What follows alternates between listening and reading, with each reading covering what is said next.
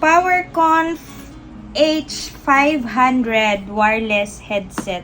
This is AI power. What's this? Powered wireless headset. Ano ba ni gisiun? Oy! Madaot ang aking kuko. Ay, here.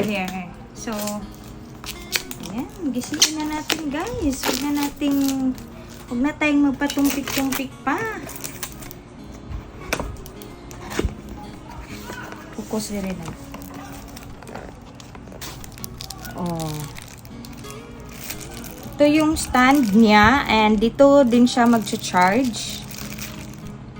I think ganyan yung forma niya. Hindi ko sure.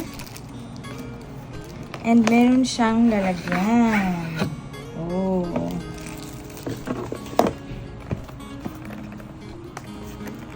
Naku, magiging bulky pa to sa ano. Klaro ba dyan? Magiging bulky. Wow!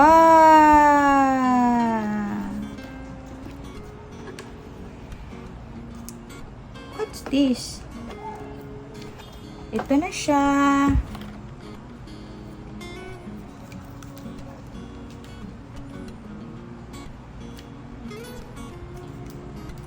Yan, wireless daw to guys. And hindi ko pa alam kung paano to gamitin. Meron siyang mga...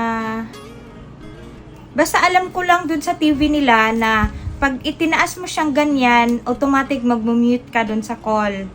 Tama? And of course, may noise cancellation din siya. Susubukan natin yan. And yeah. Andito yung mga controls niya sa gilid. Ayan. Meron din dito. And pag sinusuot mo. Hello? Uy, para ka talagang bingi. Like wala kang maririnig outside. Bagay ba? Wait lang. Meron siyang isa pang ano dito na I don't know what is this. Ay, laka, basig maguba na ko ni. Ay, birahon lang ni. Sure? Oh, okay, birahon nga lang.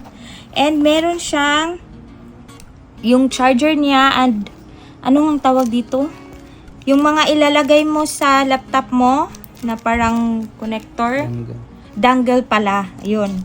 Tapos guys, pwede din pala siya ma-use sa phone. I think ito yung ilalagay mo. Hindi ko lang sure kung saan dito. Basta, yeah, you can like, for example, you have MS Teams sa phone mo and sa phone ka magjo-join ng call, yeah, you can use this. Not only sa laptop. Thank you so much, 감사합니다, 사랑해.